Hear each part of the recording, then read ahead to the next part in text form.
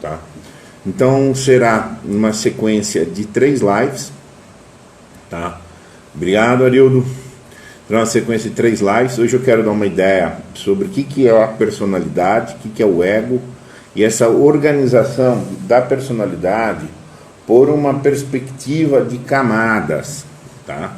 Então nós vamos começar agora em um minutinho, ver se entra mais alguém. E a ideia é que fique gravada essa semana, tá?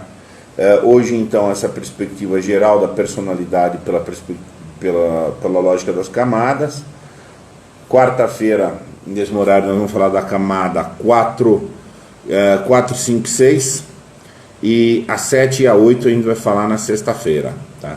As camadas são 12, pela perspectiva de divisão que foi proposta pelo Olavo. E nós vamos nos interessar aqui nesta série de live das camadas 4 a 8, tá? A 1 a 3 e 9 em diante fica para outra oportunidade. Bem-vinda a Daicarenor Lopes e Escola Clássica, bem-vindos também. Lucas, tudo bem? Rafael? Então vamos começar. Vamos trabalhar primeiro uma ideia um pouco grosseira, mas eficaz, que é a diferença entre personalidade e ego, tá? A personalidade é o eu dentro de um sentido próprio, genuíno. Eu, quem eu realmente sou, tá? Terá em mim uma personalidade que é e tem potência de ser. Todos nós somos nós e podemos nos criar. Essa perspectiva de que nós não nascemos prontos é meio óbvia em contato geral com a realidade.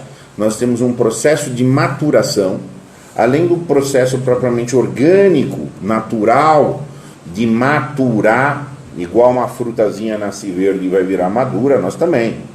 Tá? E esse processo, na perspectiva psíquica, é um avanço da consciência, da autoconsciência, do nível de entendimento das coisas, etc. Esse processo pode ser muitas vezes chamado de dar a luz a si, que é um processo de eu mesmo me permitir nascer numa síntese maior. Essa é a perspectiva da personalidade, é o eu efetivamente. Só que a gente tem atritos sociais, a gente está no meio da selva.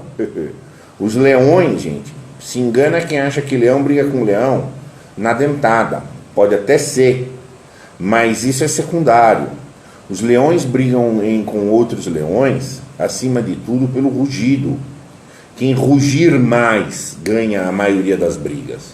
Num ou no outro caso não se resolve no rugido, tá? E na vida humana também. Só que o nosso rugido é o nosso ego. Esse ego é uma imagem que a gente tem. É uma imagem que eu projeto, é uma imagem que eu sei que as pessoas têm expectativas de mim, eu tenho delas, e cria-se reciprocamente imagens que se encontram entre si. Tá? Então, o ego, por que é ego? E até de onde vai vir o egoísmo daí? Egoísmo e o ego, ele é criado, ele existe, ele é até natural, num certo sentido, mas ele existe dentro da lógica de proteção. O egoísta ele se protege, ele se defende, ele está se defendendo. Então, quando a gente associa normalmente o egoísta ao mesquinho, o interesseiro, aquela coisa toda, ele é essa retenção, tá? A avareza do mesquinho, e que é chamada, ele é egoísta, só pensa nele. Ele está se defendendo em detrimento dos demais. Tá? Então, o ego é uma figura defensiva. Então a gente desenvolve egos de eu sou eu aqui, mas ali eu tenho uma idiosincrasia diferente, não sei aonde eu tenho um outro viés, eu tenho uma outra roupa, tal, etc. Então esse daí são egos vestidos. Papéis sociais, por exemplo, são egos.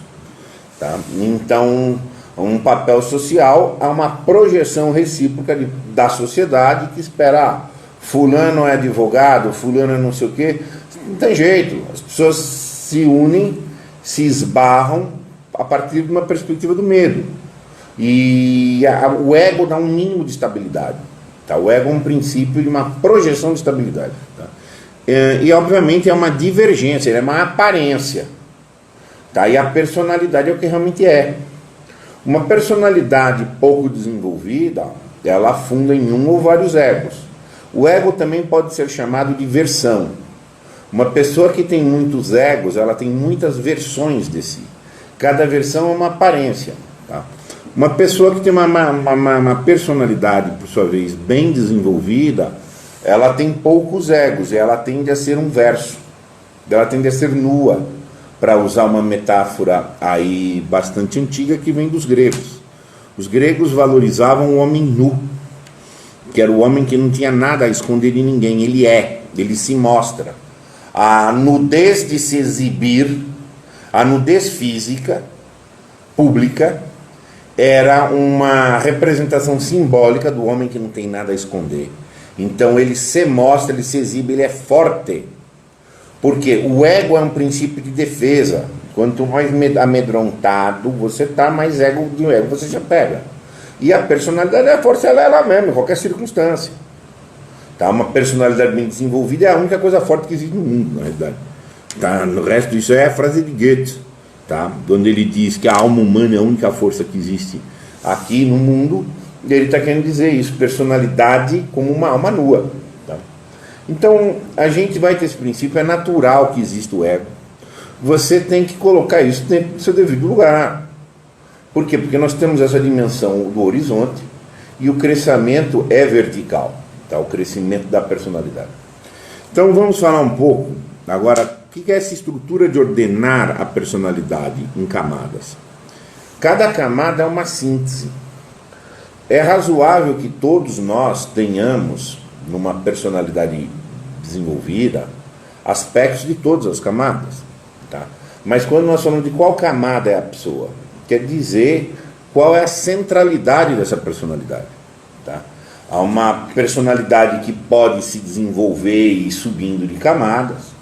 Há personalidades que se desenvolvem, mas deixa 2 ou 3 coisinhas paradas numa camada lá atrás. Que é muito comum. O Brasil, na maioria das vezes, está parado na camada, ou é camada 4, ou o camarada subiu, mas tem 2, 3 gargalinhos na camada lá embaixo. Tá? Então, assim, essa perspectiva das camadas, nós vamos estudar da 4 a 8. Quando um camarada está numa camada, você constata, reformulando, você constata a camada em que alguém está a partir da centralidade da vida dele. Centralidade dos motivos, centralidade dos sofrimentos. Exatamente isso. Dado o que a pessoa mais busca, daquilo que mais motiva, aquilo que mais estimula o movimento dela, tá? Ou aquilo pelo que ele mais sofre, você identifica a camada. Por exemplo, a camada 4, ela se motiva para ser aceita, para saber se amada. Camada 4 está pedindo amor. Então, se você pergunta para alguém de camada 4, tem um copo, aqui não é um copo, tá? É um porta-lápis. Você pergunta para alguém de camada 4, tem um porta-lápis sobre a mesa? Ele não olha propriamente para cá, ele olha para a pessoa. Ele faz uma inferência sobre, se ele responder sim ou se ele responder não, ele vai ser mais amado com qual resposta? Porque essa é a motivação dele. Ele se movimenta para receber amor, para ser amado. Tá? Ele é carente, ele é manifestamente carente. Qual é o sofrimento dessa pessoa? O sofrimento dessa pessoa é de não ser amado, de não vão gostar de mim, não me quiseram bem. E o cara não gostou porque eu falei que estava. Então isso obviamente pode ser um processo inconsciente, tá? A pessoa está passando por esse processo sem perceber.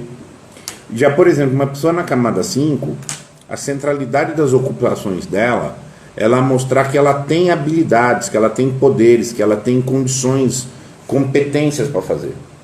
O sofrimento dela é que ela acha que todo mundo está testando ela. Ela acha que o mundo inteiro está desafiando. Nessas camadas baixas, a pessoa acha que é ela e o mundo inteiro está olhando para ela. Então o cara na camada 4 acha que o mundo inteiro está gostando, está deixando de gostar dele, quando o mundo inteiro nem vê ele. Exato. Um camarada na camada 5, por exemplo, ele acha que ele está sendo desafiado. Aí você mesma pergunta: o copo está sobre a mesa? Claro que eu consigo pôr. Você acha que eu não ia conseguir pôr? Por quê? Porque o sofrimento, a motivação da centralidade das ocupações dele é que ele tem que mostrar que ele tem que ter poder. Ele tem que mostrar para ele mesmo que ele tem que ter poder, então ele acha que o mundo inteiro está questionando e acompanhando a consciência dele. Tá? Então esse é o tipo de jeito para você identificar razoavelmente em que camada alguém está. Então uma camada na personalidade é uma síntese. O que é isso? É um processo que reúne todas as partes dessa pessoa: afetivas, cognitivas, sociais, intelectuais, etc., dentro de um estado, até que esse estado se reorganiza numa camada superior. Há uma discussão muito grande se alguém pode regredir de camadas. A maioria das opiniões aí, tá, pensa que não, porque a camada é uma zona de consciência. Ah, mas o cara está lá em cima e faz papel de burrinho. O papel de burrinho não quer dizer que seja um decréscimo propriamente. Pode ser apenas um ego fingido. Eu, quando comecei a estudar os assuntos do analfabetismo funcional, me deparei muito com isso. Pessoas inteligentes que muitas vezes têm que se fazer passar por analfabetos funcionais. Como ego. Como um ego montado para uma situação. Mas que essencialmente, tá, a pessoa subiu. Se você verificar esse movimento de ascensão das camadas e fizer um paralelo, por exemplo, com o que o Platão falava na subida da caverna, tá, é muito próximo. É muito, muito próximo. Em que ele fala que uma vez que subiu é muito árduo descer. É muito, muito árduo a descida. Tá? E ainda que, obviamente, a subida também é traumática. Tá? É traumático essa subida. A primeira vez que eu deparei com essa teoria, tá, eu li uma apostila do Olavo de Carvalho sobre isso, reputei e reputo que o Olavo de Carvalho, como ele se apresenta, ele é quem criou a teoria das camadas, ele dá os fundamentos detalhados. Existe uma discussão imensa por aí sobre se a autoria é do Olavo ou ele trouxe de pessoas, de outros, etc. Para mim essa discussão não me interessa. O que me interessa, acima de tudo, é que a teoria das camadas é muito fidedigna com a realidade. Tá? Você pegar essa teoria e for à prática e aprender a ler os níveis de camadas das pessoas, te ajuda muito, ilumina a sua ação prática de maneira eficaz e poderosa. Para quem é aluno do Olavo, eu acho que esse texto aqui é um texto que é restrito aos alunos lá do COF, tá? Eu acho de bom tamanho a leitura da teoria das camadas junto com o texto do trauma da emergência da razão, que é onde, num certo sentido, ele vai mostrar o problema da ascensão, que é o problema de mudar de camada. Outra forma que você pode dizer mudar de camada é mudar de escama, tá? E é trocar sofrimentos. Dá um panorama geral. Camada 4, que é onde, segundo o Olavo, e eu concordo com ele, a maior parte do Brasil está estacionada. É a camada do carente, do proletário. Proletário não tomado aqui no seu sentido econômico. Proletário é da prole, perdida. Precisa de pai, precisa de padrinho. Afetivamente. Tá? Então o copo está aqui na mesa. Ai, mas o homem gostou que eu disse sim, vai gostar que eu disse não. Ai, mas você vai gostar que eu vou responder. Ele não tem objetividade. Ele fica projetando se ele vai ou não vai receber amor. Gente, é assustador no Brasil o número de pessoas com essa carência essencial.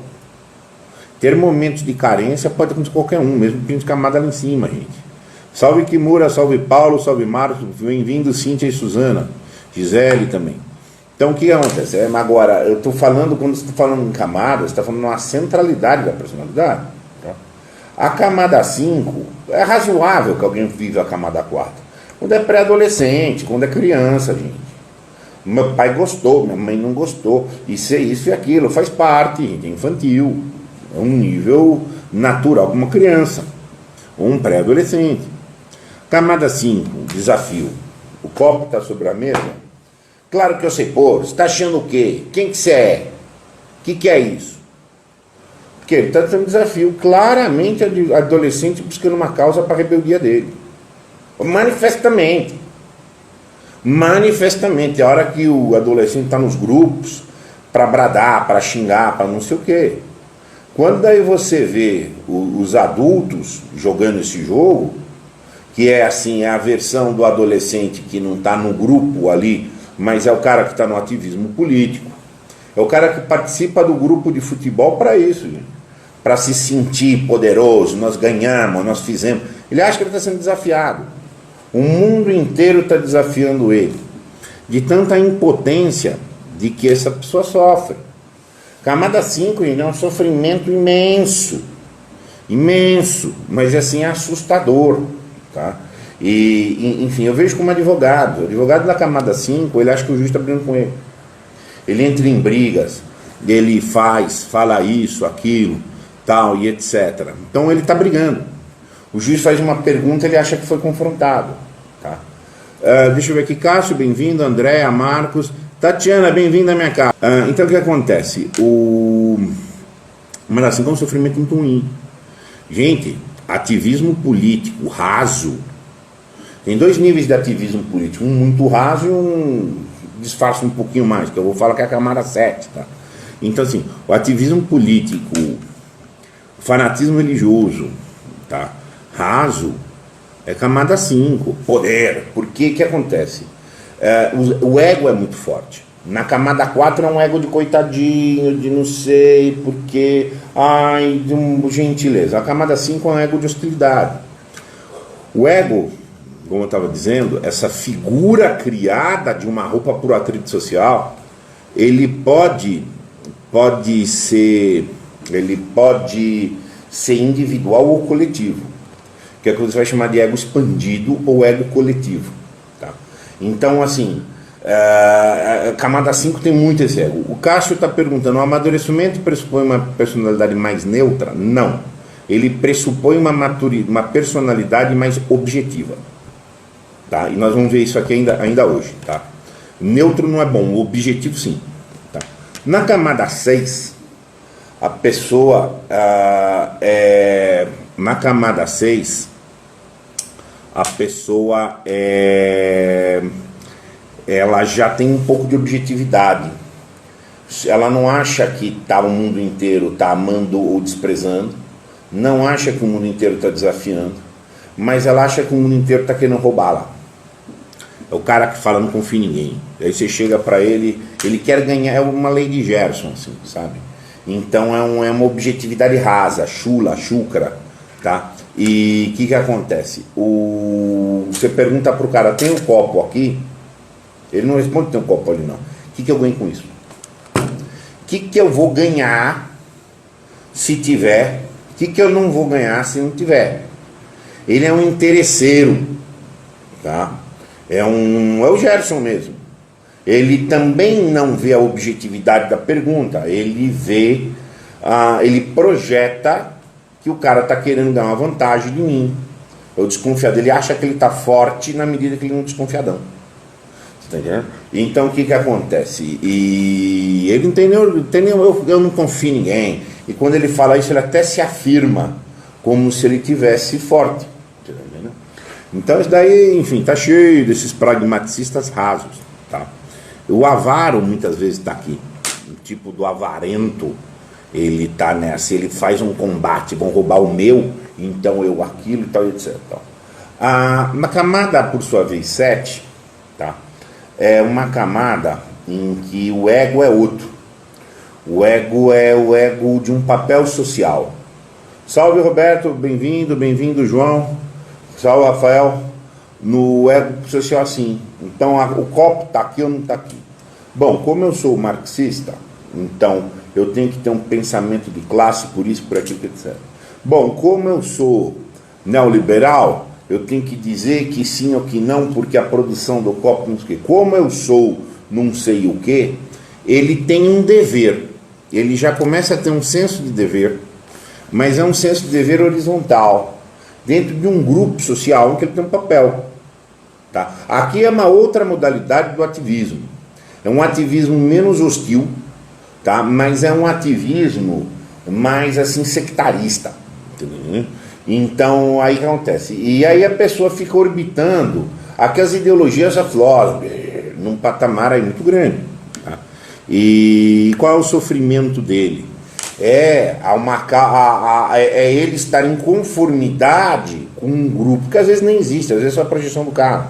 Você tá vendo? Ou se o outro lado vai prevalecer, porque ele está dentro de um conflito polar.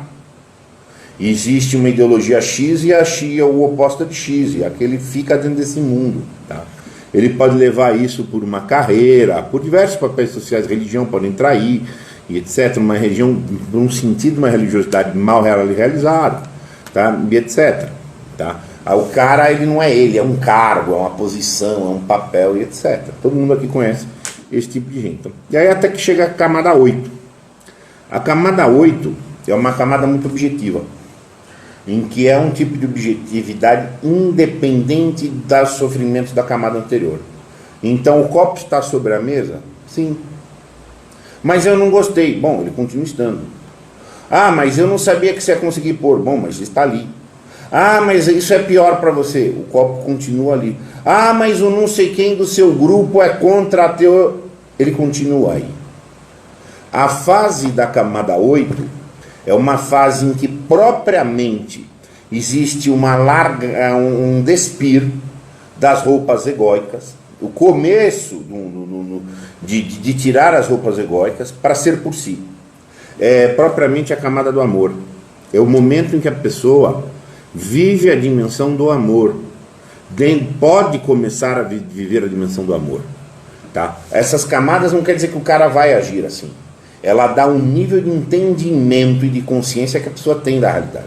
Tá? Então, assim, na camada 8, a pessoa começa a entender uma objetividade em que a centralidade do sofrimento dela é amar, no sentido de para quem eu levo o meu amor. O sofrimento do amoroso é para quem que ele leva o amor dele. Mas esse amor vai ser bem aproveitado ou é jogar pérola para o porco? Tá? Então, isso é um sofrimento. A pessoa que chega a falar, quero amar, o amor é meu, eu tenho um cesto de amor aqui, para quem que eu levo? Isso é um problemaço. E essa pessoa tem uma tendência aí você pode dizer que a partir da camada 8 para frente, você começa a ter um movimento de verticalização. Que o patamar do outro, que é o horizonte, da 4 a 7, é pouco relevante. Se gostaram ou não gostaram, a pergunta se o copo está aqui ou não está aqui, continua estando aqui, ou não continua não estando aqui. Eventualmente eu não sei, mas não existe uma acomodação da resposta a partir do interlocutor. Tá? Então nesse momento a pessoa, por isso que tem menos ego, porque o ego existe para atritar a vida social, para fazer atrito, para fazer defesa, para fazer acomodação, para cuidar da distribuição. Uma pessoa na camada 8 que começou a fase do amor, tá? Ela necessariamente começa um processo de desprendimento do horizonte. Tanto que normalmente a pessoa na camada 8, todo mundo, do ponto de vista da sociedade, o cara está louco. Ele mesmo, na transição da 7 para 8, a pessoa começa a se perguntar muito: mas o que está acontecendo comigo? Tem alguma coisa acontecendo comigo. Porque na camada 8 não cabe mais para as pessoas uma coisa que vem sendo acumulada historicamente, cronicamente, nas camadas inferiores, achar um culpado. Na camada 8, quando a pessoa ama, ela não tem culpado nenhum. Há um que se chama, inclusive, o amor fati, no sentido de aceitação do destino. Então ela começa a ter um problema com ela. Tá? E, enfim, então até por isso que o ego é menor. Ela não tem que ficar enganando, criando um ego para ela mesma. Tá? E, enfim, depois vai até a camada 12. Tá? Segundo a teoria do Olavo, se até os 30 e poucos anos alguém não chegou na camada 8, tem um problema de sanidade. E por quê? Porque toda pessoa sã, dentro de uma vida razoável, tem condições de chegar na camada 8. A camada 8 é a camada de um patamar de sanidade normal para uma pessoa. que qualquer pessoa pode chegar, tá? Não é uma questão de ser erudito, não é uma questão... Não. Qualquer pessoa tenderia a cumprir a função da norma. A norma é... A norma, o princípio normativo existencial é amar. E as pessoas que não realizaram, não maturaram ao ponto de amar, então são anormais. Mas é comum não amar. Tudo bem. É comum não amar, mas não é normal. É nesse tipo de sentido que se está estabelecendo.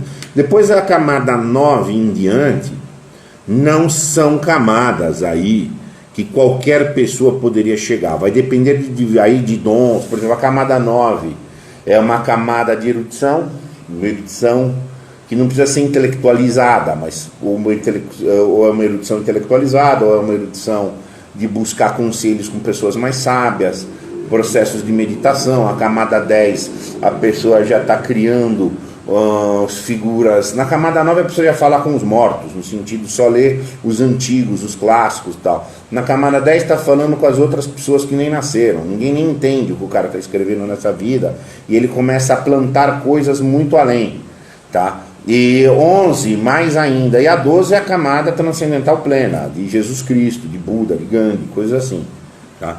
E então assim, até a 8 todo mundo chegaria, que é um amor de decisão, não é um amor romântico, não é um amor erótico, é um amor de decisão, decidir cuidar. Mas eu posso cuidar aqui, de alguém, de algo, de uma coisa, nesse nível. Ser um cuidador. Pegar um jardim para regar, um jardim para arar, você está entendendo? Espantar os gaviões, tal, e etc. Então, se aos 30 e poucos anos a seguir o Olavo, você não chegou nesse patamar, você tem problema. Mas então eu conheço, quase todo mundo que eu conheço tem problema, entendeu? Mas eu concordo com ele. E o nível nosso, Brasil, tá? É o nível camada 4, hein? Nível camada 4, é assim mesmo. Tudo coitadinho, bem-vinda, Fernanda. Tudo coitadinho. Ai, mas pedindo, carente. Eu mexo com advogado, gente. Advogado que é camada 4 faz barbárie no processo. É lotado de advogado. Ele acha que o juiz é chefe dele. Ele tem uma posição servil. Ele tem uma posição extremamente servil com o juiz. Ele não se posiciona. Ele projeta o juiz um pai. Então ele não tem condição de dizer não. Ele não tem condição de objetar. É uma coisa terrível. O advogado de camada 5 fica explosivinho. Então são coisas assim muito terríveis. O advogado de camada 6, nossa, ele é frio, ele acha que ele é frio, ele se torna estúpido. E o de camada 7, ele traz uma ideologia para o direito. O direito tem que ser uma coisa totalmente metapolítica. A política que se poderia praticar no direito é metapolítica, mas para praticar a metapolítica já tem que ter subido a política, que é estar no grau do amor. Tá entendendo? Então assim, eu vejo isso no advogado rapidinho. Depois que você aprende muito, estou há muitos anos lendo da teoria das camadas, acredito bastante nela, tá? Acredito muito nela mesmo. Me iluminou muito as minhas interações e entendimento. Aí vem um macete. Quando você identifica um nível na camada de alguém, o que você tem que fazer? Tem que entender o seguinte: uma pessoa de uma camada nunca tem possibilidade de ver as camadas acima, não vê. É impossível alguém de camada baixa ver a camada de cima, nunca vê. Tanto que há uma ironia. As pessoas ironizam o amoroso, porque não conseguem nem ver.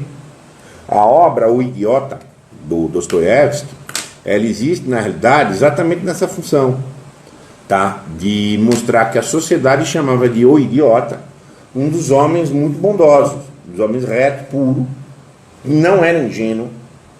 O pessoal achava que ele era ingênuo, mas o cara que entendia tudo, tá? Que era o príncipe Mishin. Por quê? Porque as pessoas não alcançavam o nível dele, tá?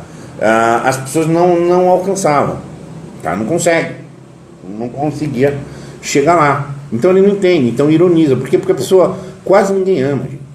Quase ninguém recebeu amor. Quase ninguém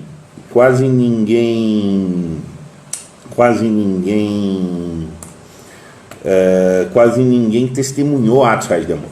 Então quando chega um cara de uma camada alta num ambiente que só tem camada baixa, ele passa como bobão, que no caso foi chamado de um idiota. Então quando você estiver numa camada mais alta, Você tem que entender que não adianta você partilhar com um cara de uma rama baixa um limite que ele não alcança. Até um limite. Segundo o Ítalo Marcilli, né, eu ouvi disso da boca do Ítalo Marcilli, o que ele propugna é que você trate as pessoas até como um dever moral, que você trate as pessoas com uma camada acima. Se o cara está na camada 4, é razoável que alguma coisa da camada 5 ele capte. Então você começa a instigá-lo por um outro viés. De camada 5, e assim de camada 5 você dá 6, e assim sucessivamente. Até para que em todas as interlocuções você passe como alguém que dê um estímulo para uma ascensão, tá? Para uma ascensão existencial das pessoas com quem você tem interlocução, tá? Moderadamente, mas não adianta você pegar um cara com camada 4 e trabalhar com camada 8, que é um amor de decisão, que é um amor de comprometimento, que é um amor fundado num compromisso autoassumido, por uma bondade, de uma generosidade esplêndida, quando o cara está precisando de afago. Um cara na camada 4 não está pedindo amor de decisão, está pedindo afago. Eu vi isso muitas vezes em erros que eu fiz na gestão de pessoas, de ter profissionais de camada 4 eu querer investir intelectualmente na pessoa, quando o que o cara está querendo é ser elogiado. Gente. Ficar elogiando o cara é o que ele está querendo ali no horizonte dele. Tá? O que talvez a seguir eu recomendaria, eu tinha que ficar colocando desafiado. Vamos fazer um desafio aqui, vamos não sei o que, para continuar crescendo. Mas eu não posso dar para o cara, o cara não pode assumir. É a velha questão evangélica do jogar pedras para os porcos. Tem uma pergunta aqui da Tatiana. A teoria das camadas pode se assemelhar ao processo de individuação do Jung? Sim. Inclusive o próprio Olavo faz essa referência. Tá? O próprio Olavo diz, nas camadas, ele fundamenta camada a camada com as bases teóricas, tá? E o Jung, inclusive no particular do processo de individuação, é listado, tá? Bruno Rosin, tratar o indivíduo a uma camada acima é caridade, manifestamente. Por onde você passar tem que deixar a coisa um pouquinho melhor, tá? E de tal maneira, agora, a dosagem é sempre a questão. Aqui tem uma questão que eu volto muito, talvez alguns aqui que estão assistindo essa live e assistiram a isso várias vezes, é uma fala que eu chamo muita atenção. Eu convivo demasiado aqui num ambiente de filósofos, tá? E às vezes a cabeça do filósofo tem algumas nuances que tem que tomar um cuidado. E às vezes está tendo um movimento de filósofos falar com orientação para as pessoas, tal, etc. Tal. Aqui na Casa da Crítica a gente começou também alguns trabalhos com psicólogos. A Tatiana, que está aqui, é uma psicóloga que eu estou apresentando aqui, Tati. A Tatiana vai fazer alguns trabalhos com a gente aqui na Casa da Crítica também. E há uma diferença muito sensível e muito importante na perspectiva filosófica e na perspectiva de um psicólogo. Um psicólogo, um terapeuta, de um modo geral, bom, conversa com um paciente qualquer, observa uma situação qualquer, em 2, 3 situações ele já entendeu o que está acontecendo, ele já entendeu aonde tem um gargalo do psiquismo, o que está acontecendo, etc. Só que aí ele tem toda uma abordagem de como chegar, de o tempo que ele vai levar para conduzir a pessoa, porque ele está preocupado na pessoa, ele tem um drama existencial na frente dele para resolver. O filósofo clínico, você está dizendo, sim, por exemplo, um filósofo clínico opera aí, ele tem uma pessoa concreta que na filosofia clínica se chama partilhante e que, assim, tem uma técnica de praticar a filosofia clínica, você preenche um quadro de categorias que você entende o modelo mental da pessoa, tá? Só que aí tem um jeito de você chegar para mexer no que tem que mexer. Um filósofo propriamente dito, filósofo no sentido puro, também entende. Um filósofo também que mexeu bem aí em tratados da alma humana, tá? E cara, conversa em 3 minutos e entende. Exatamente. Só que o que o filósofo tem de problema muito sério? O filósofo tem não tem a pessoa. A formação filosófica, ela despreza o ser humano. Às vezes até visto por quase todos os grandes filósofos, tá?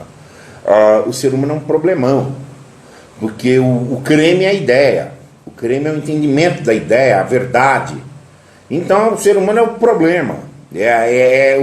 O problema da capacidade, seja de limite intelectual, limite psíquico, limite dramático do ser humano. Então, as pessoas que estão respirando muito filosofia, acabam tendo uma insensibilidade. E aí quer argumentar. Por quê? Porque a métrica da filosofia é a argumentação. Quando a métrica de um terapeuta é outra, a métrica do terapeuta é a assimilação do paciente. Entendeu? Então, às vezes, quando você coloca filósofo para dar orientação de caráter pessoal, gente, ele pode falar barbaridade e ficar argumentando. Aí o cara pega e argumenta. É isso aqui sim, por A, por B, por C, porque o fundamento. Então, assim, toma muito cuidado quando eu vi filósofo. Eu sou filósofo, tá? Eu tenho formação clássica na filosofia, tenho outras formações complementares aí em terapias, tal, etc. Tal, mas é um policiamento muito grande. Você está entendendo? Que você tem que fazer, porque do contrário você chega e fala: o problema está aqui. Eu, quando comecei alguns anos atrás a estudar a filosofia do amor, eu tinha por cabeça em montar um processo terapêutico pelo amor. Essa questão das camadas aqui, se você quiser vê-las como níveis de amorosidade humana, amor é um sentido muito amplo. Acima de tudo, o amor também é um princípio de ordenação do seu movimento, tá? Então, a própria forma em que você ordena seu movimento, ou seja, a forma que você se motiva, ela cai perfeitamente aqui nas camadas. Mas você chegar para a pessoa e falar: olha, a única resposta existencial madura para a existência é o amor, então vira a camada 8. Se o cara está na camada 4, ele sai e pula da ponte. Você está entendendo? Pula da ponte. Então, assim, se eu ouvir, você pegar o cara que está acostumado à escuridão, você joga lá uma luz, igual o Platão já trabalhou no momento da caverna. O processo da subida é traumático, e quando o cara, assim, inclusive, sai de dentro da caverna, ele não olha para o sol, nunca vai olhar para o sol, mesmo para olhar para as coisas mais claras, ele tem que começar a olhar a sombra, depois da sombra o reflexo no lago, tal, aquela coisa toda. Bem-vinda, Renata. Aqui uma pergunta do Bruno. É possível o indivíduo ascender a camada a partir da ação? Como? Sim. Via de regra, a transição de uma camada para outra pode ser um processo longo, é um processo de uma síntese dialética de vai e volta um pouco, etc. É um processo extenso. Porém, em algumas situações, pode dar em um dia só. Em algumas situações, a pessoa pode passar por uma experiência chamada epifania ou um insight, em que isso aconteça num dia só. Por muito tempo, eu estive envolvido com uma atividade com a qual eu não estou mais envolvido, tá? Mas por muito tempo eu estive envolvido com a biodança. Tenho diversas ressalvas com a biodança, porém, em uma específica situação, eu afirmo que a biodança pode tirar a gente da camada 4 para 5 em um dia só. Em uma vivência que a pessoa vem, que ela toma, porque a pessoa pode ser colocada numa ação, você pergunta por ação. A biodança trabalha com uma ideia de que, pela fisiologia do movimento, você instiga o que se chama liberação de couraças de ego. O ego, uma pessoa com vários egos enraizados, eles são cristalizados, eles podem ser somatizados em anéis no seu corpo. E a biodança tem técnicas de dançar, em que você pode quebrar essas couraças. E eu dou meu testemunho efetivo, que eu vi muita gente sair de camada 4 para camada 5 em uma vivência de biodança. E aquilo tem um efeito muito, muito forte, de que se chama epifania, de um encontro da pessoa consigo. Tá? Então isso realmente é uma questão aí que pode acontecer, dou meu testemunho aqui vivo, tá? Mas via de regra é um processo que pode demorar muitos anos para você passar de uma camada com a outra, às vezes uma experiência traumática, às vezes um mero insight, tá? E etc. Isso daí efetivamente pode ocorrer sim, tá? Agora, a pessoal da biodança, tá? Quando eu faço isso é como um exemplo, o pessoal da biodança, pelo menos do conteúdo da biodança, não tem nada a ver, as pessoas não compreendem essa teoria da camada, é algo estranho ao modelo teórico da biodança, uma questão que eu transitava nesses ambientes, tá? Uma pergunta do Roberto. A pergunta do Bruno é interessante. Já foi pensado um protocolo para a movimentação entre camadas? Não sei. Não sei. Não sei se nesse sentido de protocolo propriamente existe ou não. Tá? De trabalho teórico, que eu esbarrei disso, é do próprio Olavo. Eu li muito a teoria, depois eu fui ler vários dos autores que o Olavo indica como fontes. Vi o trabalho do Dr. Ítalo também, tá? O Dr. Ítalo, na minha opinião, até porque ele traz consigo a bagagem de ser psiquiatra e etc., ele tem muitas abordagens de detalhamento, de camada por camada, tal e etc. Mas não sei se já tem um nível maior aí de questão. Só um minutinho. Que... Oi, tô de volta. Enfim, deixa eu ver se tem mais comentários ou perguntas aqui das pessoas.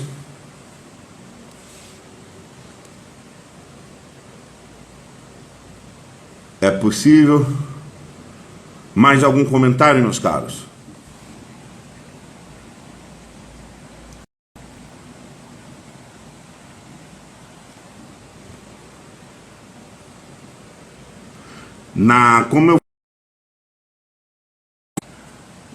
Como eu falei, tá? O que acontece? Na quarta-feira eu vou falar sobre a camada 4, 5 e 6 com maiores detalhes, e depois na sexta-feira, tá? A gente vai falar da camada 7 e 8.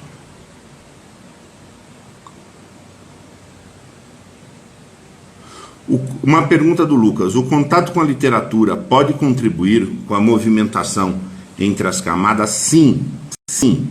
E pode contribuir muito, mas é muito. Por quê? Porque ela dá modelo de existências maiores. A literatura é um manancial rico de educação do imaginário, pelo qual você consegue criar imagens ativas de modelos de vida maiores. Não se esqueça que a camada é uma síntese, é uma forma de você ressintetizar todas as suas vivências esparsas dentro de um arranjo, numa síntese maior. E a literatura te ensina essa abordagem de como fazer isto, tá? E a literatura te ensina a ver, ter imagens ativamente e unificá-las dentro de uma versão da obra, que é o que a gente vai chamar de interpretação, tá? Então, assim, literatura é fonte de crescimento existencial, tá? Então, nesse sentido, é muito importante, sim, tá?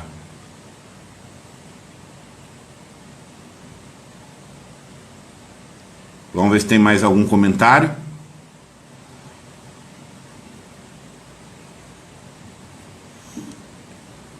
Qual obra literária você indicaria? Olha, um caso muito claro de um exemplo de epifania, tá? É o caso do que eu sempre indico para os meus alunos, é um dos clássicos importantíssimos da literatura, é o Hamlet de Shakespeare. O Hamlet de Shakespeare mostra o processo pelo qual o Hamlet passou de epifania. Ele é um processo em que ele foi chamado a uma camada 8. Toda a peça do Shakespeare mostra isso, tá? E toda a peça do Hamlet mostra isso. Como é que ele vai descortinando níveis. Tem aquela passagem que inclusive ele começa a ver coisas, ele não acredita, e aí o Shakespeare trata como um diálogo com os fantasmas, que aquilo na verdade é um problema de transição dele com a consciência dele. Aí ele é colocado o dilema, que é o dilema da camada 8, ser ou não ser, eis a questão, tá? Onde ele vai entendendo algo de podre no reino da Dinamarca, e que ele vai vendo que todas as pessoas estão jogando em egos. Ele vai ganhando uma clareza dos egos jogados pelas pessoas, e é um processo de epifania dele, tá? Então eu indico já há bastante tempo, para quando eu faço mentoria ou para os alunos e etc., eu